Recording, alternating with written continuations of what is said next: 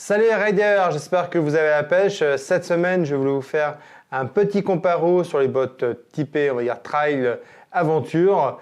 Et alors, je vais pas vous faire un truc où je vais vous décrire tous les arguments marketing de chacune des bottes, mais plutôt vous dire ce que j'en pense par rapport en fait à l'usage que vous allez en faire à l'avenir. Alors, sur ma gauche, vous avez deux modèles. Ce sont deux modèles de chez Guern. Ce sont deux modèles que je connais parce qu'il y en a un, j'ai roulé quelques temps avec, ce sont les Guern Midland, hop, que je passe en premier plan.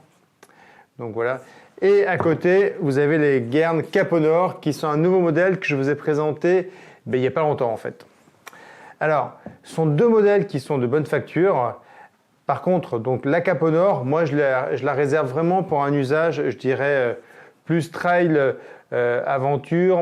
Si vous voulez prendre des pistes avec, pas de souci, mais j'irai pas faire effectivement du chemin difficile, du franchissement avec, limite de enduro. Bon, voilà, c'est pas l'objectif de cette botte. Cette botte, c'est vraiment une botte, donc la Caponor de chez Guern, qui est plus typée, je dirais, route finalement, assez touring, avec un look aventure. Donc voilà. Alors par contre, ça reste une belle botte, hein, c'est du cuir de vachette pleine fleur. On a une membrane Gore-Tex parce que tous les modèles que je vous ai sélectionnés ont une membrane Gore-Tex parce que moi je trouve que c'est important quand on fait de l'off-road, quand on est en dehors des chemins battus, effectivement d'avoir les pieds au sec. Voilà, les Caponor, c'est le modèle, je dirais, qui est le plus route des 5 modèles que je vous ai sélectionnés. Il est très confortable, souple, inévitablement. Il garde des protections, hein, parce que vous avez quand même le talon qui est rigide. Vous avez une bonne semelle, hein, qui est la même semelle qu'on va retrouver sur la Midland. Hop. Même si la Midland, elle a peut-être un peu plus typée au niveau de la semelle quand même, hein, une meilleure adhérence. Voilà. La Caponor, je ne vais pas m'étaler dessus. Au niveau du prix, pour ceux qui veulent savoir, elle vaut 260 € environ. Ensuite, la Guern Midland. Donc ça, c'est une botte que je trouve ultra confortable. C'est un vrai chausson. Elle est bien si vous n'avez pas un pied trop large. Donc ça, c'est le premier critère. Moi, j'ai roulé avec pendant pas mal de temps. Toujours étanche. C'est un beau cuir pleine fleur qui résiste bien, qui vit bien. À l'intérieur, vous avez effectivement toute une zone qui va vous protéger de la chaleur des collecteurs. Et qui permet de bien adhérer à la moto. Donc voilà, plutôt confortable, que je caresse. Donc voilà, ce qu'on n'avait pas tout à l'heure, effectivement, la Caponor, qui était moins typée trail, hein, inévitablement, et qui, effectivement, n'avait qu'une partie en cuir renforcée. Au niveau des protections, vous retrouvez un grand panneau, mais comme sur la Caponor, d'accord. Au niveau de la construction avant, c'est à peu près la même chose. Par contre, à l'arrière, c'est beaucoup plus rigide parce que cette fois-ci, il y a une vraie protection au niveau du talon qui remonte au niveau de la cheville. L'ensemble est quand même un peu plus rigide.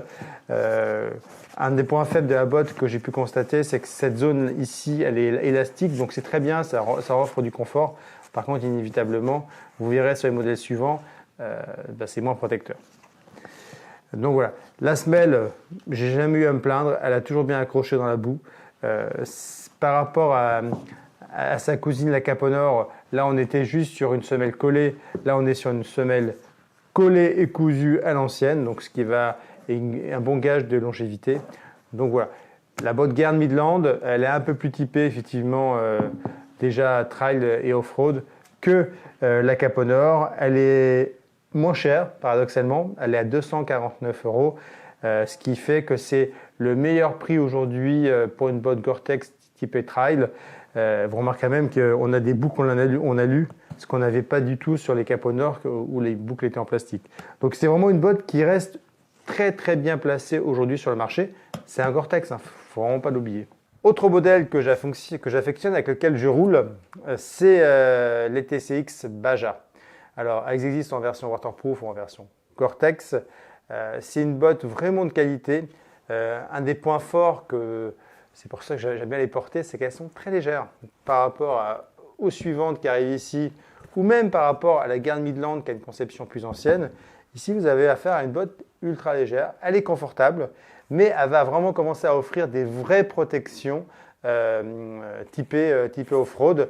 Je dirais que c'est le chaînon entre une Midland et ensuite on va voir la CD Adventure et la Alpinistar Toucan. À l'avant, vous avez une vraie protection. Cette fois-ci, elle est rigide, contrairement effectivement au Madland, elle n'était pas rigide. À l'arrière, c'est renforcé. On n'a plus l'espèce de grosse partie élastique, donc c'est vraiment costaud. Vous avez des boucles ici en aluminium, pareil. L'avant est bien rigide. La semelle, bonne accroche. L'intérieur, il est suédé aussi pour effectivement vous protéger de la chaleur. Redoublé en cuir sur la partie basse. Pour l'avoir testé là encore en Espagne, c'est une super botte, vraiment étanche. On a fait des passages de guet. Bon, après, il ne faut pas que l'eau passe par-dessus bord parce que ça, vous aurez la meilleure membrane du monde, ça ne changera rien. Mais vraiment une botte, moi je suis assez conquis au final. Au départ, j'étais assez habitué à mes Midland et aujourd'hui, j'aime beaucoup les Baja de TCX dans leur version Gore-Tex. Après, on passe sur un classique, une botte qui existe depuis des années. Ce sont les CD Adventure. Certains ne jurent que par elles. Elles existent en noir et cette année, on a même un joli coloris marron. C'est une vraie botte, une vraie belle botte qui se rapproche de plus en plus d'une botte de cross. Vous allez voir tout de suite l'intérieur. On retrouve le côté suédé, mais cette fois-ci, on retrouve aussi de la rigidité à l'intérieur. Il y a même un système de flexion au niveau de la cheville, parce que vu que la botte est plus rigide, on est obligé de rajouter effectivement de la flexion. Une grosse protection au niveau, cette fois-ci, du talon, de la cheville sur le côté. Pareil, on retrouve l'articulation de l'autre côté. Les boucles, elles sont en alu. L'avant du pied est ultra rigide, encore plus rigide que sur la Baja, même si la Baja, déjà, on avait grimpé d'un cran. Une très belle semelle, bien crantée, qui va vous assurer, même dans les passages boueux, une bonne accroche. C'est une vraiment belle botte. À l'arrière, on retrouve un petit peu le système un petit peu d'élastique comme sur les Midland pour éviter de vous faire mal. Mais ça a été redoublé avec une petite lanière en cuir qui va vous aider, qui va faciliter l'enfilage.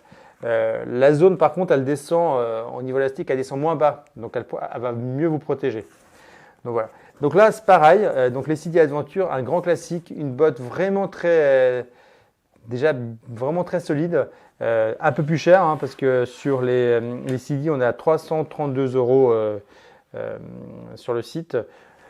Mais c'est vraiment une botte. Si vous recherchez un vrai classique, quelque chose de costaud, les CD, si vous arrivez à les trouver, parce que l'une des difficultés chez CD, c'est de trouver du stock. Là, en ce moment, on en a un peu chez Xtem, mais ce n'est pas toujours le cas, c'est assez difficile. Voilà. Belle protection, comme vous pouvez le constater, au niveau du tibia. C'est vraiment, on est passé un cran au-dessus par rapport à Baja au niveau des protections. Inévitablement, par contre, on perd un petit peu en poids, c'est beaucoup plus lourd, et on va perdre un petit peu en confort. Dernier modèle que je voulais vous présenter, autre classique que moi je trouve vraiment sympa. Si vous avez un pied fort, ça passera sans problème, parce qu'effectivement, tout à l'heure sur les Midlands, ce n'était pas le cas. Très belle protection, cette fois-ci vraiment qui est issue de l'off-road. Donc belle protection plastique, bien épaisse.